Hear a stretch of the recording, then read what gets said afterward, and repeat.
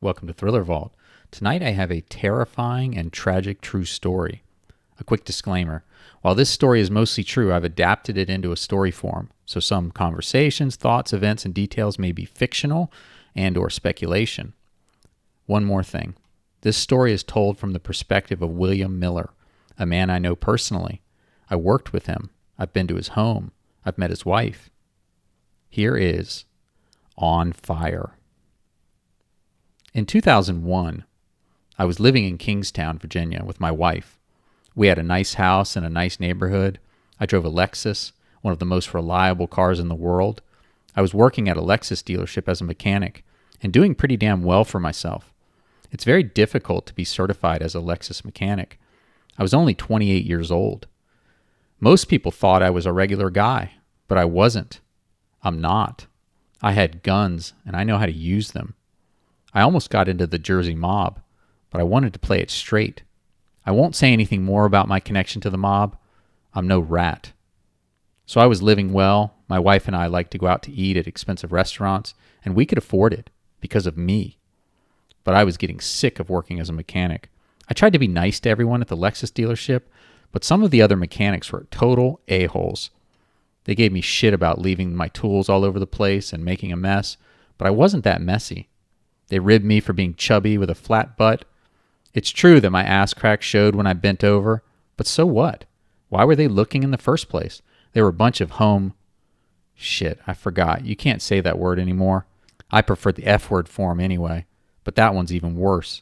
I guess it's gay now. Now that I think about it, I'm almost certain they were gay. I used to make a lot of gay jokes, you know. If I knew they were gay, I wouldn't do that, but it's a mechanic's shop. Like if someone got screwed over with a pain-in-the-ass repair, I'd thrust my hips a few times like I'm ramming some dude, all with a big smile on my face. Apparently, that made everyone uncomfortable. But if they were straight, they wouldn't have cared. Anyway, I needed to get out of there, obviously. So I started saving and working on a business idea. It was going to be huge. A few years later, my house in Kingstown burned down. My wife and I were devastated. But it turned out to be a blessing in disguise. We took the insurance money and moved to Scottsdale, Arizona, where I started my own business, just like I said I would. I purchased a PureClean franchise, which specialized in building cleanup from fire and flood damage. Unsurprisingly, I did very well for myself and my family. My wife had given birth to a baby boy. My business was going like gangbusters. I made a lot of money. We moved into a $500,000 house in Scottsdale. I drove an Audi and a Toyota Tundra. I had season tickets to the Phoenix Suns and a gun club membership that cost $10,000 per year. We were living well because of me and my business skills. One of my first hires at PureClean was Stephen Duffy. I liked that he was a Navy veteran. He knew how to follow orders. After he worked for me for a little while, I hired his girlfriend, Tammy Lovell. Tammy was recently divorced from some guy she married when she was only 16. She was married for like 14 years and had 3 kids. Tammy and Stephen were really happy to be working together, and I was happy to give them that. Tammy and 2 of her kids, Cassie and Jacob, moved in with Stephen and his brother Shane in Scottsdale. From what I could tell, Stephen was good to Tammy and her kids. Even though I know Stephen and Tammy loved working together at PureClean, I heard they didn't like working for me. It's hard to be the boss sometimes. Employees can be so ungrateful. Apparently, they were pissed about Hurricane Katrina. We did a lot of work during Hurricane Katrina in 2005. I owed them some back pay from that. It was only $10,000. I told Stephen I would pay them, but I needed some help with a special job to get the money. Like a good soldier, Stephen helped me burn my house down in order to collect the insurance payout. Now, I know you're thinking this was wrong, but do you know how corrupt the insurance industry is? They're constantly screwing over people. If you were here with me, I'd thrust my hips a few times to emphasize my point. Prior to burning my house down, we removed some valuables, which Stephen agreed to store for me. Afterward, everything was fine. The cops didn't know anything. I put a claim into my insurance company. Everything was good. But weak-ass Stephen couldn't keep it together. He was a newbie. He'd never committed a crime before. He felt guilty about what we did. That's one emotion I never feel. What's the point in feeling guilty about anything? What's done is done. I told Steven to keep his effing mouth shut, but he ended up telling Tammy. That was a big mistake. Then Tammy went behind Steven's back and contacted an attorney and asked what to do. The attorney advised Tammy to go to the police and rat on us. Tammy even asked her mother about it. Her mother told her to do what was best for her kids. Without Steven knowing, Tammy contacted the Scottsdale Police Department in late November of 2005. Because of Tammy's big mouth, the police opened an arson investigation on my house. Shortly after this, Tammy dropped Steven at Home Depot and said she had an errand to run and she'd be right back. But instead, she had set up Steven to be arrested by the detectives working the arson case. This proves you can't trust anyone. Steven was her man, but she still set him up. Steven was arrested that day at Home Depot. Of course, Steven told them everything we did. If he would have kept his big fat mouth shut to begin with, we would have been fine. Instead, Tammy and Steven wanted to save their own skin, so they became state's witnesses against me. Can you believe that? After I gave them jobs? Like I said, employees can be so ungrateful. The police had Steven call me on a recorded line. He tried to get me to admit what we did, but I wasn't biting. Then, they had Tammy call me, and that's when I knew I was in trouble. It wasn't between me and Steven anymore. I don't remember exactly what I said, but it was enough. The cops arrested me on the 1st of December 2005. They charged me with arson, fraud, and endangerment. But I made bail, and I was back on the street. I knew Steven and Tammy had ratted me out. To make matters worse, Steven still had my valuables at his house. You know, the stuff we'd taken from my house before we burned it. I was pissed, especially at Steven. Apparently, Steven made a deal to give me up. In exchange, he'd walk with probation. What a rat. I put a GPS tracking device on Steven's car, so I knew where he went. I knew his routine. I got my secretary, Misty, to pay for the tracking device so it wouldn't end up on my credit card. I also got her to buy a 9mm revolver for the same reason. She wasn't intentionally involved in all this. She just did what I told her to do, and she didn't ask questions. I thought about shooting Steven at a stop sign, but a better option fell into my lap. What I'm about to tell you is the God's honest truth. The Lovels say my story is a total lie, but I was there. I know what happened. The first thing I needed to do was to get my stuff back from Steven. Technically, that was physical evidence from my house. Plus, it was my stuff. I wasn't sure how I was going to get my stuff back, but then the answer fell into my lap. Shane Duffy came to me looking for work. Shane was Steven's 18-year-old younger brother. He lived in the same house as Steven and Tammy, so he agreed to let me in one night for $10,000. But that wasn't good enough. I needed someone to watch my back. Some of my former employees said that I tried to hire them to kill Steven and Tammy, but that was bullshit. You can't trust anybody. I hired a guy from back east, paid him $20,000. I needed someone good that I could trust. I've never told anyone who he is, and I'm not about to do that now. We had it all set for February 21st, 2006. I asked a buddy to house sit for me that night. I'll call him John to keep his anonymity. I was worried that someone might try to do something to my rental house while I was out. When John came in, I had 2 of my handguns on the kitchen counter, a 9mm revolver and a .22 pistol.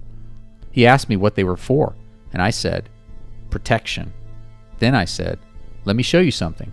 I grabbed my .22 pistol, which had a homemade silencer on the barrel. I took him into my backyard and fired that pistol in the middle of a crowded suburban neighborhood, but it barely made a sound. I said, I can fire a gun in my backyard, and nobody knows about it. On February 21st, 2006, I left John at my rental house, and I met my accomplice from back east. We drove a van and parked just outside Steven and Tammy's gated community. It was early, maybe 2:30 in the morning, pitch dark. The house was a 2-story, not much yard. The houses were very close together, almost like a townhouse, but they weren't attached. Everyone appeared to be asleep, except for Shane, of course. Shane let us in like we'd agreed. He helped us stage the burglary by removing some screens and leaving pry marks on the door. Then he snuck back to his bedroom. I went upstairs and my accomplice stayed downstairs. I found the court documents from my arson case. As I was reading the documents, my accomplice dropped a knife in the kitchen, which Tammy must have heard because she yelled from the master bedroom. Next thing I knew, Stephen came out of the bedroom and opened fire on me, but I returned fire with my 9mm revolver. I basically shot until I was out of ammo. During the gunfight, my accomplice came upstairs and started firing. It was chaotic and loud. Stephen tried to push Tammy to safety, so I might have accidentally shot Tammy too. I killed Stephen for sure. As I was reloading, my accomplice killed everyone else. He shot Shane Duffy in the head in his bed. He shot Cassie on the floor. She was only 15. He went into Jacob's room too. Tammy was in there trying to protect her 10-year-old son, but he shot and killed them both. I wasn't happy about my accomplice shooting Jacob. There was no good reason for it, but my accomplice said Jacob was going for the gun. The shooting was over as quickly as it began. It probably lasted like a minute. The house felt dead quiet after the shooting. Then I realized we were in big trouble, so we ran down the stairs and got the hell out of there. Thankfully, we got away without seeing any police. We drove around to different places and dumped our clothing and other stuff. We were driving home in our boxers and t-shirts. My accomplice flew back to the East Coast a few days later. I feel terrible. I didn't intend for anyone but Stephen to get killed. Tammy was a rat too, but I didn't want to kill her. The whole violence against women thing doesn't do much for me. The day after the shooting, I called the police department and told them that someone was targeting me. I said that my employees had been murdered and that someone had stolen a gun from my secretary's car days prior. I figured that would help to tie up the loose ends. But the police didn't seem to believe me. They started surveilling me. I knew they were watching me. I'm not stupid. I made it difficult for them. I had vehicles stored at several different locations, so I'd switch cars randomly. I would drive crazy too, running red lights and leaving them in the dust. I wasn't too worried though. All the witnesses were dead. The detectives went to the gun store where my secretary Misty bought the 9mm revolver. They showed the clerk some pictures and he identified me as being with Misty. I never should have gone in that store. That was a mistake. But I didn't trust Misty to buy the right gun. At this time, I was also calling the local news. I told them my name was Richard Nixon and told them a bunch of shit about the so-called victims. When someone dies, everyone always acts like they were an angel, so I was just letting the news know that there was another side to this. 6 days after the shooting, on February 27th, I reported a burglary of my rented house. I reported that a faucet was left on, causing water damage. I also told detectives that someone had fired a gun through my window, hitting my bed. This got the police out to my house. The police compared the ballistic evidence from the murder scene at Stephen's house to the burglary at my house, and they found that the same gun was used. I told them I was being targeted by the same person who killed Stephen and Tammy. This was pure genius on my part. Unfortunately, I had more employees throwing me under the bus. Like I said, employees can be so ungrateful. They told the police that they were uncomfortable around me. A few employees said I tried to hire them to kill Tammy and Stephen. One even claimed that he took money from me, but never intended to kill anyone. That's all total bullshit. One thing wasn't bullshit though, and it really screwed me over. One idiot employee told the police that I used a grinder to destroy the 9mm revolver and the pieces had been dispersed at the Paradise Valley Mall. What I did with the revolver was pretty smart, if I do say so myself. I might have been bragging a little, but I didn't expect my employee to tell the police. Where I come from, you get killed for being a rat. Unfortunately for me, the police found a large piece of the revolver in a fountain at the mall. Then, the local press did some kind of voicemail comparison. They figured out that I was Richard Nixon, the man who had been feeding them negative information about Stephen and Tammy. I was just trying to keep them even. The worst thing happened on the 1st of March. The police found my buddy John, the one who was house sitting for me. The a-hole sold me out too. He told the police about seeing my guns on the counter and me firing the .22 with the homemade silencer in the backyard. It was because of John that the police got that search warrant. Then they found the .22 caliber shell casing in the backyard. and it matched the .22 caliber evidence they found at the murder scene. I was getting the high hard one, if you know what I mean. My wife and I were having dinner at a fancy restaurant in Scottsdale when they arrested me. I didn't even get to finish my meal. They booked me on 5 counts of first-degree murder. In August of 2011, I was convicted by a jury. In Arizona, in addition to the guilty or not guilty verdict, juries also decide whether or not to put someone to death. And the jury sentenced me to death. I only killed Steven, and that was in self-defense. He shot first. My accomplice did most of the killing, but I'm not a rat, so I'll never reveal his identity. So I sit here on death row, waiting to meet my maker. It's my opinion that William Miller is a sociopath and a pathological liar. As someone who knew him prior to the mass murder, he was a braggart who often embellished his stories and made homophobic jokes. I remember when he told me that he had connections to the mob. At the time, I thought he was full of shit like usual, but given the murders and the possible accomplice, I now wonder if he did have connections with the mob. According to the article in the East Valley Tribune, prosecutors have said in court and in court documents that he probably had an accomplice. I put the link to that article in the notes. Thank you so much for listening and watching Thriller Vault. If you enjoyed this story, please like, share, and subscribe. I hope to see you all next week for another thriller story.